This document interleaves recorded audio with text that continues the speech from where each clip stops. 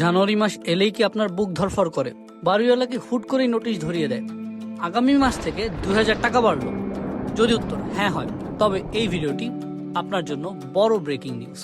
দিন বদলাচ্ছে, ঢাকার বাড়িওয়ালাদের ইচ্ছা মতো দিন শেষ।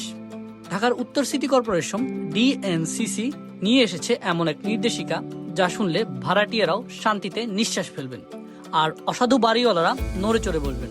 কি আছে এই নতুন নিয়মে? 2 বছরের আগে ভাড়া বাড়ানো যাবে না, ছাদের চাবি দিতে হবে। চলুন জেনে নেই বিস্তারিত। চুক্তি হওয়ার পর প্রথম 2 বছর ভাড়া 1 টাকাও বাড়ানো যাবে না। 2 বছর পার হলে তবে ভাড়া পুনর্নির্ধারণ করা যাবে। জানুয়ারি এলেই ভাড়া বাড়ানোর যে অলিখিত নিয়ম ছিল তা বাতিল। এখন থেকে ভাড়া বাড়াতে হলে তা করতে হবে জুন জুলাই মাসে। মাস শেষে টাকা দিলেন কিন্তু প্রমাণ নেই, তা আর চলবে না। বাড়িওয়ালাকে আপনাকে অবশ্যই লিখিত রসিদ দিতে হবে। বাড়ি ভাড়ার সময় 1 বা 2 মাসের বেশি অ্যাডভান্স নেওয়া যাবে না, সর্বোচ্চ 3 মাস, এর বেশি নয়। ছাদে ওঠা নিষেধ, এই দিন শেষ। নিরাপত্তার স্বার্থে ভাড়াটিয়াকে বাড়ির মেইন গেট এবং ছাদের চাবি অবশ্যই দিতে হবে।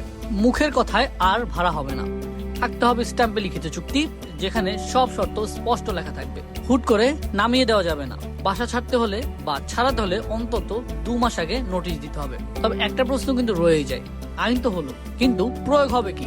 ডিএনসিসি বলেছে এবার তারা কঠোর। কোনো বাড়িওয়ালা নিয়ম না মানলে অভিযোগ জানানোর সুযোগ থাকছে জোনাল অফিসে।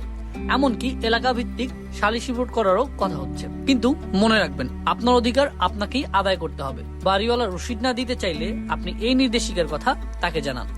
বাড়িওয়ালা ভাড়াটিয়া কোনো শত্রু সম্পর্ক নয়, বরং পারস্পরিক শ্রদ্ধার সম্পর্ক।